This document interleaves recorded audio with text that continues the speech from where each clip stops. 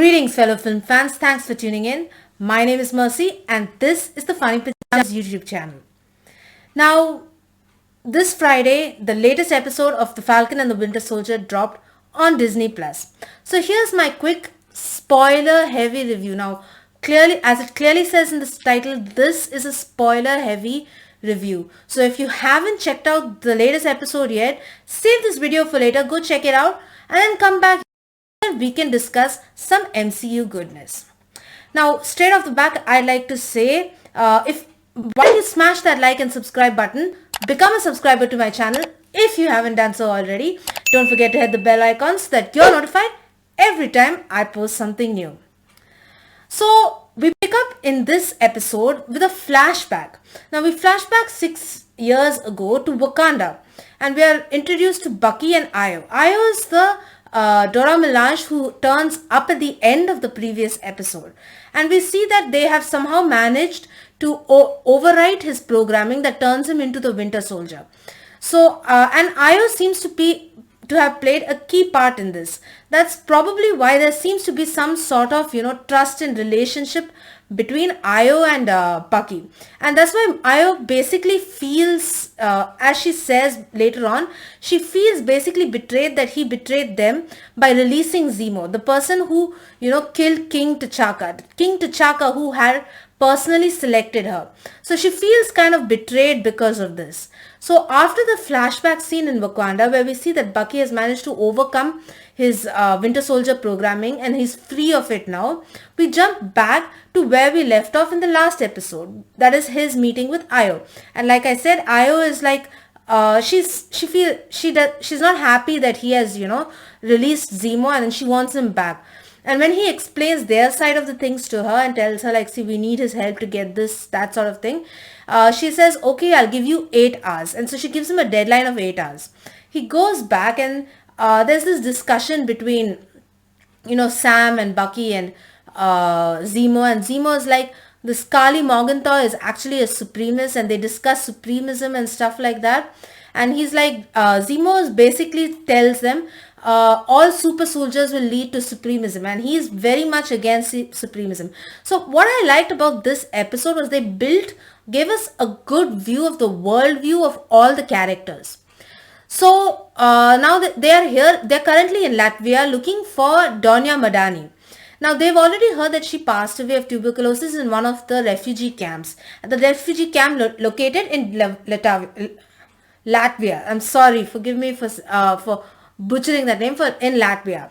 So they go out in search of some information on Donya Madani, and they go to one of the refugee camps, the camp where she was originally a part of. So now from the previous episode and this episode, we clearly see that this lady Donya Madani was like an inspiration and a mother figure to a lot of the people there. She took them in, took care of them, and all of them looked up to her, one of which is Kali Morgenthau, now the leader of the Flag Smashers. So she really looked up to Donya Madani, whom she calls Mama Donya. So, while Bucky and Sam and Zemo try to go to get more information about where the funeral will occur, or the memorial as such, they do so hoping to track down Kali. At this point, Zemo manages to bribe a few kids with a few toffees or chocolates, Turkish Delight chocolates, and he gets the information, but he keeps the information to himself. He warns the kids and tells them, see, Bucky and Sam are bad guys, you don't tell them anything, okay? So he keeps it, and he then tells, once they return back to their room, their lodgings, wherever they're staying, Zemo lets out that he knows that the funeral is going to be that day in the evening, and that he knows where it's going to be held. And Sam and Bucky are like, why don't you tell us? And he's like, if I tell you, you'd probably kill me. So I need my leverage. So he uses it as leverage. So now Sam and Bucky can't get rid of him or hand him over to the Dora Milaje. So at this point they said, okay, fine. And then they set out in search of the memorial. Now at this point, they are intercepted by John Walker, the new Captain America, and his sidekick Lamar. So he's like, why did you help Zemo escape from prison? It is not a good, it was not, why did you do it? He's a criminal. And they're like, okay, yeah, but he's got information that we need. So the new Captain America and Lamar decide to join them, and they go off in search of the memorial service that's being held for Donya Madani. They are being led by one of the little children who Zemo had managed to bribe. So they reach there. Now, once they reach the spot, Sam is like, I want to talk to her alone. I know she's just a kid. I know what she's doing is wrong, but I know I can talk to her. I know I can get to her. I can talk her down. And at first, Walker is like, no, there's no way I'm going to let you do that. She's so set. She's a criminal. She needs to be taken down. But when Lamar steps in and says, if she can be talked down, I'd suggest we give it a shot. So John Walker is like, I'll give you. So John Walker, Bucky, and Lamar and Zemo are waiting outside while Sam goes into the building, followed by the girl. So at this point, you can see the changes in Walker. Like I said last episode, I think Walker is going to go bad. He's going to go dark. He's going to go evil. And in this episode, further ahead, we do get a glimpse of that. Now, Walker handcuffs Zemo to some pipes of some such. He handcuffs him and they sit down to wait. Now, all the while, John Walker is getting antsy. He's pretty, he's not sure whether, he doesn't want this. He wants to go in and apprehend her and bring her to justice as such. So Sam goes in and they are holding the memorial for Donya Madani, and Kali Morgenthau is she's like talking, she's saying a few words. And at that time, she expresses what Donya had done for them and what her philosophy is behind the flag smashers, that she fights for one world, one people. She sees, all this while she sees Sam, and Sam goes down to her and he tries to talk to her. He's like, they have a good conversation where they discuss philosophies, and he's like, see, I know what you're trying to do. I know your intentions are good and I agree with what you're saying. But I just don't like the way you're going about it, killing people and hurting people. That is not the right way. Now, all while this goes on, John Walker is out, along with Lamar, are outside and they're getting restless. John Walker, he's like, we should go in. He tells Bucky, aren't you worried? Your friend is in there with so many super soldiers and he is practically defenseless against them. Aren't you worried about him? Longer, and he just rushes in. As he rushes in, he's just while Kali seems to be giving in, seems to be understanding Sam's outlook. That's about when, he just barges, the new Captain America, John Walker, just barges in and says, Kali Morgenthau, you're under arrest. And Kali, just when she had been, it looked like Sam was making progress, she's like, so this is what you were doing, you're trying to trick me. And she makes a run for it. And, she's got the super serum in a small pouch in her waist. So she makes a run for it. And the new cap, he goes after her, chases her. And Sam and Bucky lose them somehow in the, maze of buildings that they are in. And somehow Zemo manages to escape the handcuffs. And Kali manages to escape from both Captain America and Sam and Bucky. But she's shot down by Zemo. Zemo manages to hit her in the abdomen and he manages to shoot her. And when that happens, the bag with the vials of super soldiers, they all fall down. They get scattered on the ground. Sees this and he realizes that they're the super soldier serum and he's deadly against super soldiers. So he starts destroying them. While he's destroying them, Kali manages to escape. And he's so busy destroying them, he doesn't see John Walker coming in. John Walker just hits him with the shield and Zemo's out cold. Now Zemo manages to destroy all the vials except one. This one vial John Walker sees and he decides to pick it up. He doesn't tell anyone he has it. He slips it into his pocket just slightly. Like I said, at that time, the minute he put it in, I was like, oh, he's taking this. He wants it for himself, sort of, So he takes it and quietly slips it into his pocket. And and then Sam and Bucky come in and they say, what did we miss? And they realize that Kali got away, but Zemo's unconscious, and Captain America sort of fills them in. So then they separate and go their own ways. And then we cut to like a conversation between Zemo and Sam. And Zemo straight away asks Sam, would you take it if you had a chance? Would you take the super soldier serum? And Sam doesn't even hesitate. He straight up says, no, I would not. And then we cut to a conversation between John Walker and Lamar, and they're having a similar conversation. And John's like, would you take the super soldier serum? And the basic gist of their conversation is like, John sort of convinces himself that yes, it's right to take the soldier serum, would be right. I can save more people that way. And while this talk is going on, they decide, okay, we'll go, we're done waiting, sort of. So Captain America and Lamar, they barge into the lodgings of Zemo, Sam, and Bucky. It's a pretty posh, because Zemo does come from royalty and he is stinking rich. So they break in, and this John Walker is like, hand over Zemo, I don't care what it is, we're taking him into custody. And then there's a standoff between Sam and John Walker, and Walker is like, you want to go at me, he starts antagonizing Sam, and Sam's like, don't do this, you're making yourself look silly, like that, don't do this, he doesn't want to do it, and this guy is egging him on. And just then the Dora Milaje enter, and Walker is like, look, you have no jurisdiction here. And the Dora Milaje says, to hell with you, we have jurisdiction wherever we go, and we are taking Zemo back. So then there's a tussle between Lamar and John Walker and the two Dora Milaje. And while this happens, Bucky and Sam get sucked in, and while all this fighting is going on, Zemo slowly slips away and escapes. And John Walker gets his ass handed to him by the Dora Milaje, and he's so, and you see at the end when the Dora Milaje realize that Zemo has escaped, they just leave.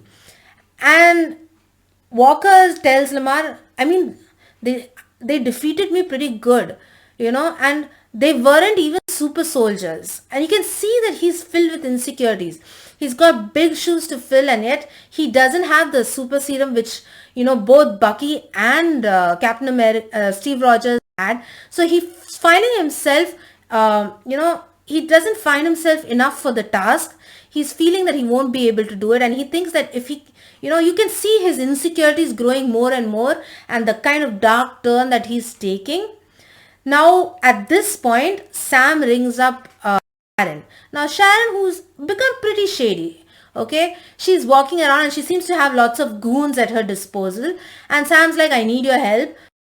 Help me. And Sharon's like, okay, Sharon Carter. She's like, I can help you. I can give you, I have a few satellites that you can use.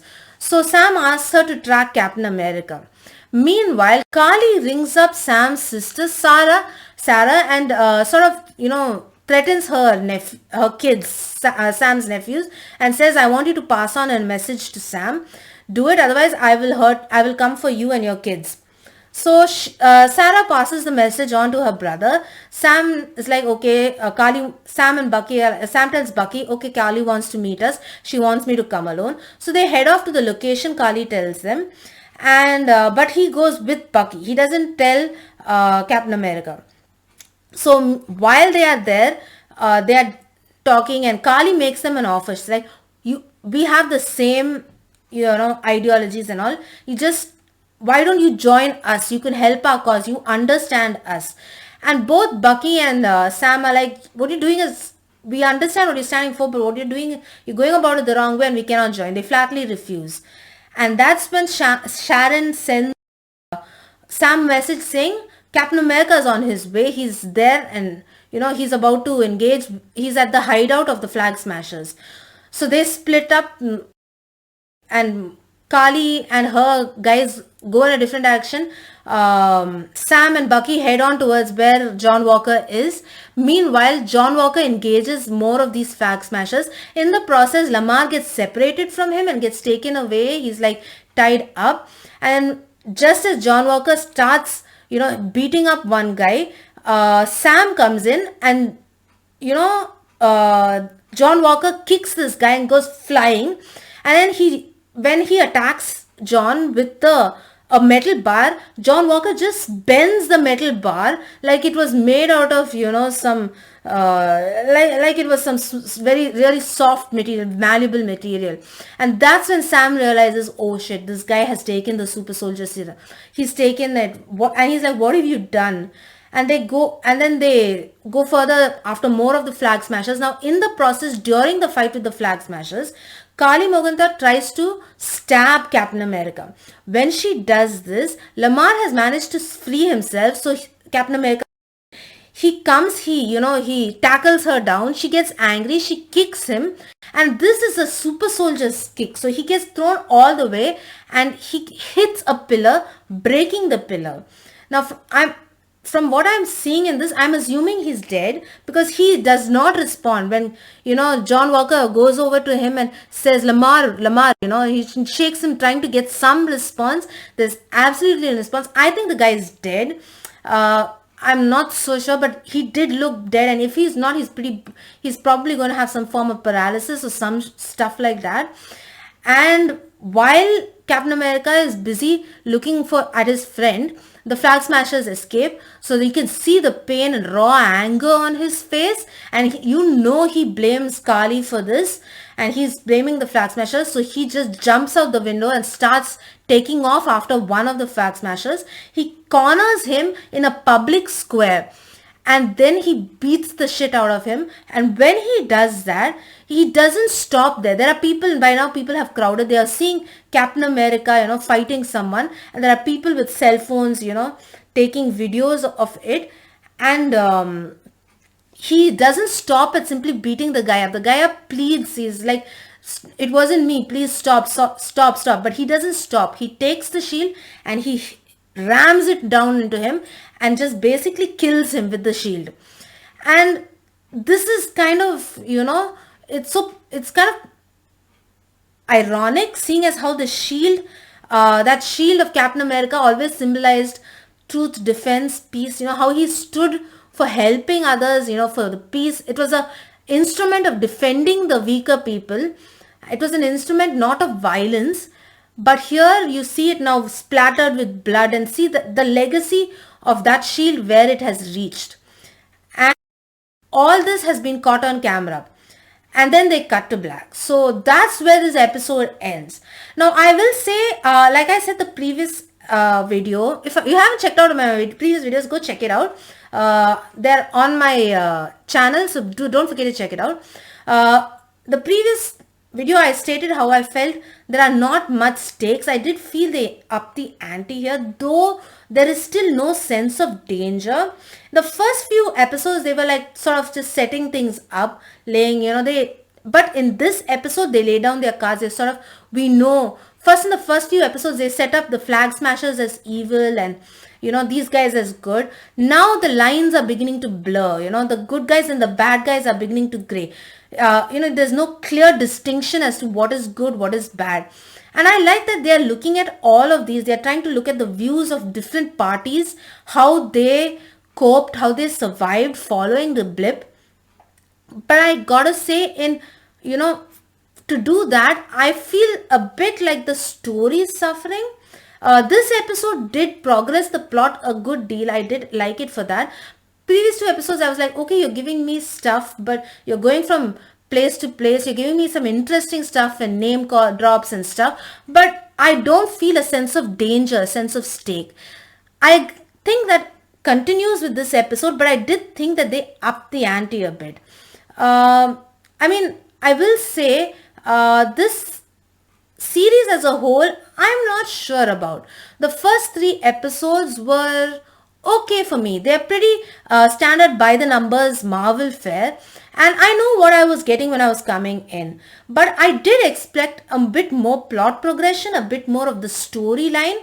We don't seem to know, like I said before, I was wanting a bit more of sense of stake. Hopefully the next 2 episodes, but how are they going to make it up in the next 2 episodes? I don't know. Also, Sharon Carter, Agent 13, she seems pretty shady. She's Shady Sharon right now. So I don't know what to make of her. Like, first off, since last week, I was like, okay, Sharon is the power broker. She's got to be the power broker. But then you watch the episodes and it's like Zemo tells, I knew the power broker before I was imprisoned. I believe he does say that somewhere. So if that were the case, then Sharon Carter cannot have been the power broker, because at that time she was working as Agent 13. So she could not have been the power broker. But I do believe now she may be a minion of the power broker. I do think she's going to take on a bit more of a ominous role. She could even have taken over from the power broker. So as far as I don't know, but she is giving me a pretty shady vibe right now. So I do think they are going to make her sort of like a villain. But who knows? We're just gonna have to watch and see. 2 more episodes. I guess we're in the right at the last act. Things are amping up. The action, like I will say for one thing, these episodes, they give me my traditional MCU fare. But I guess I'm a bit spoiled after WandaVision. WandaVision was, I will say, when it's inevitable. Falcon and Winter Soldier is going to be is always going to be compared to WandaVision, because WandaVision came first. Like, I was not very, I liked the first few episodes of WandaVision for what they were, but I liked the progression thereon in. Not so much for Falcon and Winter Soldier. It I wasn't very thrilled with what I had the last 3 episodes. I did enjoy this episode, and I hope they keep the pacing that this episode had. If they do, they will end on a strong note. There are rumors that there's some big cameo coming up in the 5th episode. That's the next episode. How far that's true, I don't know. If a cameo, I guess it would be Florence Pugh as Black Widow's sister, but I'm not sure how legitimate this talk of rumors are. We know how it happened for WandaVision, the Luke Skywalker level cameo, which never really happened. So I'm a little skeptical of that, but I did recall hearing talks of Florence Pugh making an appearance. Like, as it happens, Black Widow was supposed to have originally released long before Falcon and Winter Soldier. So maybe that is it. Maybe she's going to make an appearance. But if it is, pretty short, I guess. I like, so far, I'm okay with what I'm getting, not highly in, this thing. I did feel this episode was the strongest so far. And as such, I'm willing to give it a go. It's not like I'm not going to watch it. I am going to be there every Friday afternoon to watch it. So there's no doubt about that. But I will say I am a little underwhelmed. This episode, though, was the strongest of all the episodes so far. Here's hoping it goes higher from here. That's all I have to say about this. Let me know what you think. Are you enjoying this? Are you enjoying this series a lot more than WandaVision? Or are you like me and you do feel that WandaVision had an edge over this? Let me know down in the comment section down below what you think. And listen, you can always contact me simply on Mercy by you can always contact me on Twitter at Mercy_D, on Instagram at Mercy_SD. And you can check out the Funny Pajamas Facebook page simply at funny.pajamas. Don't forget to hit me up by email. I'd love to hear your thoughts, your ideas, simply on mercy at funny-pajamas.com. Need I say it? Pajamas with a Y. And don't forget to check out the Funny Pajamas website. What are you waiting for? Go check it out. Go to www.funny-pajamas.com. And I know I don't have to say it, but I'm going to say it. Pajamas with a Y. Thanks for tuning in, everybody. Love to hear from you. Hope to see you again next week. Hit me down in the comment section down below. That's all I have for you right now. This is Mercy, signing out. Bye. Have a good one.